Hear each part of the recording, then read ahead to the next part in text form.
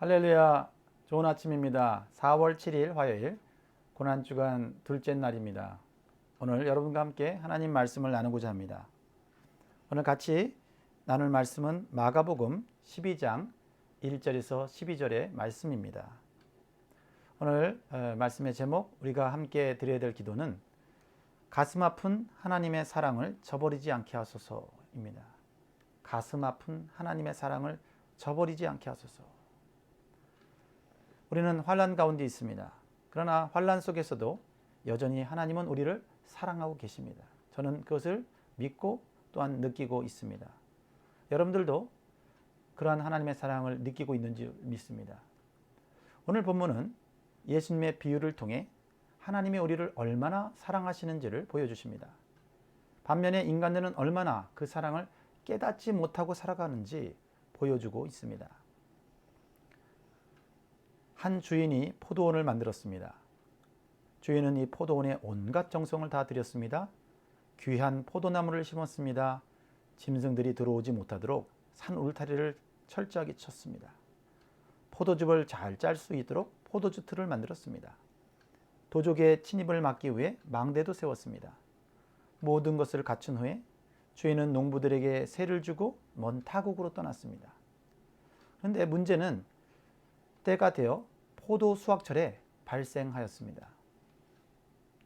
주인은 포도원을 새로 내어 주었기에 그에 대한 대가로 소출의 얼마를 받으려고 종을 보냈습니다.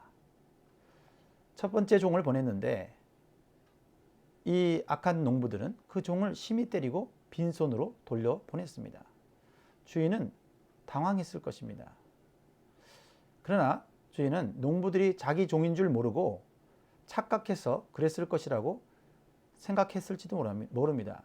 그래서 주인은 두 번째 종을 보냅니다. 그런데 농부들은 두 번째 종에 대해서는 첫 번째 종보다 더 심하게 취급합니다. 머리를 때립니다. 모욕을 주었습니다. 이것은 완전히 주인을 무시하고 대적하는 태도입니다. 고대 사회는 명예와 수치의 문화였습니다. 한 사람의 명예가 손상되면 차라리 죽는 것을 택하는 문화였습니다. 이 농부들의 이런 악한 행위는 주인의 권리와 명예를 무시하는 행위로 보복을 받아도 마땅한 행위인 것입니다. 그러나 오늘 본문에는 주인의 감정에 대해서 전혀 표현이 나타나고 있지 않습니다.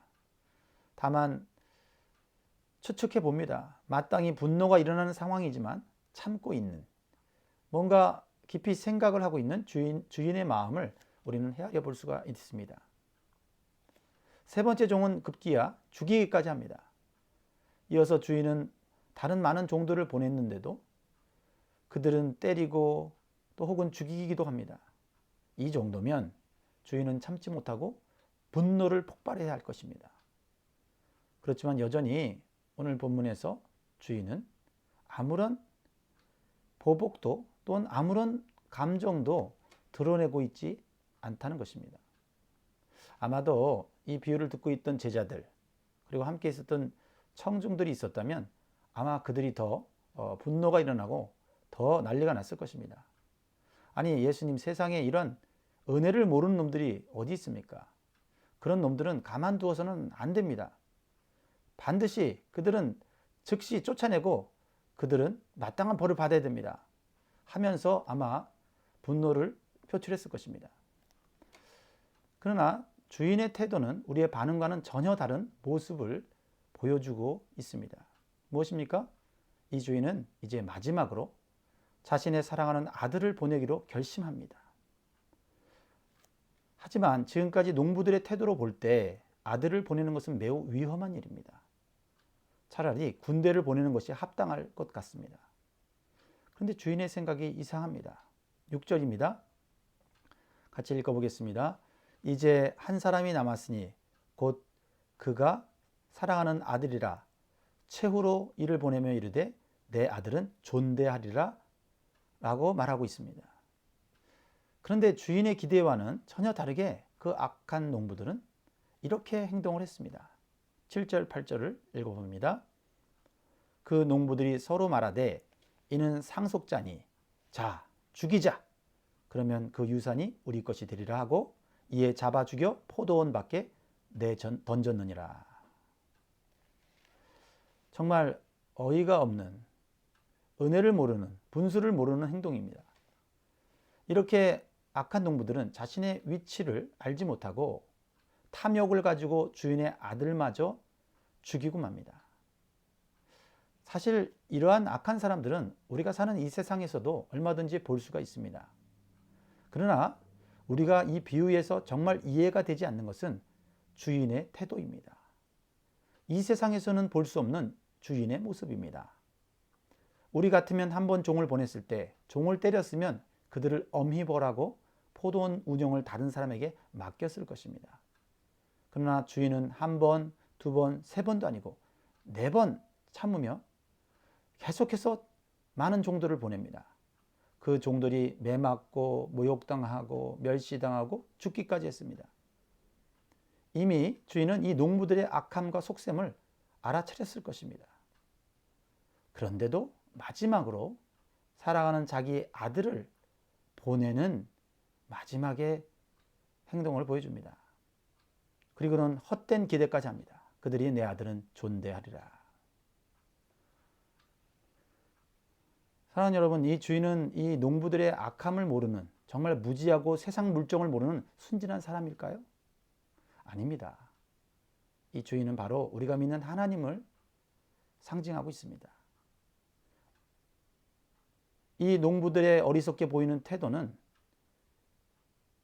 이 주인의 어리석게 보이는 이 태도는 하나님의 마음을 대변해주고 있습니다. 인간들은 속이고 거부하지만 하나님의 사랑은 끝까지 믿고 신뢰하는 사랑입니다. 여기서 종들은 하나님의 뜻을 전하기 위해 희생하는 선지자들입니다. 이 선지자들은 하나님의 사랑을 알기에, 하나님의 뜻을 알기에 계속해서 주인의 마음을 전하다가 매맞고 희생당했습니다. 그러면 이 악한 농부들은 누구를 의미할까요? 여러분이 예상한 대로 하나님의 은혜를 받았음에도 불구하고 하나님보다는 돈을 사랑하고 외식적이고 형식적인 종교 생활을 하는 종교 지도자들입니다. 또한 이기심과 물질과 쾌락의 노예가 된 이 세상 죄인들의 모습들을 보여주고 있는 것입니다. 마치 이 주인의 사랑은 인간적으로 볼 때 바보 같은 사랑 아닙니까?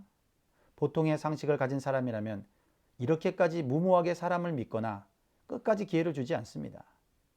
그런데 이 주인은 끝까지 농부들을 믿고 기대했기 때문에 자기의 가장 소중한 아들마저 보내고 잃어버리게 되었습니다. 이것이 하나님의 사랑입니다. 하나님은 배반당하는 것도 아들이 죽을 것도 이미 알고 계셨습니다. 진심으로 죄인된 우리를 사랑하셨기 때문입니다. 또한 여전히 우리를 사랑하고 계십니다. 이 아들의 죽음은 십자가에서 죽으신 예수 그리스도를 의미합니다.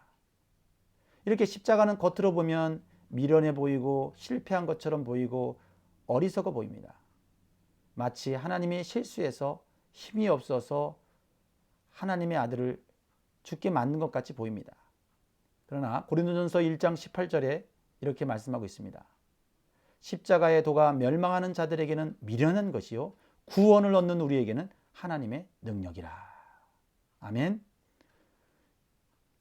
이 비유에 나오는 주인처럼 아들도 자신이 죽을 수 있다는 것을 분명히 알았을 것입니다. 그랬다면 군사들을 이끌고 와서 악한 농부들을 당장 죽일 수 있었을 것입니다. 그러나 이 아들도 아버지의 사랑을 알았습니다. 그 아들 대신 예수 그리스도는 죄인들의 손에 붙잡혀 결국 힘없이 십자가에서 죽고 말았습니다. 그런데 놀라운 것은 이 죽음의 십자가가 죄로 죽을 인간을 살렸다는 것입니다. 실패한 것처럼 미련한 것처럼 보이는 십자가가 절망 가운데 있는 인간들에게 참된 소망과 위로를 주었다는 겁니다. 영원한 생명과 천국을 상속받는 상속자가 되게 하셨다라는 것입니다. 그래서 이사야 53장 5절에 그가 찔림은 우리의 허물 때문이요 그가 상함은 우리의 죄악 때문이라. 그가 징계를 받음으로 우리는 평화를 누리고 그가 채찍에 맞음으로 우리는 나음을 받았도다. 사랑하는 성도 여러분, 오늘 말씀을 다시 묵상하면서 우리를 향한 이해할 수 없는 하나님의 사랑을 다시 깊이 마음에 새겨보시기 바랍니다. 죽을 줄 알면서도 십자가로 나아가신 예수님의 무모한 사랑을 다시 한번 기억해 보시기 바랍니다. 그리고 우리는 분명히 명심해야 합니다.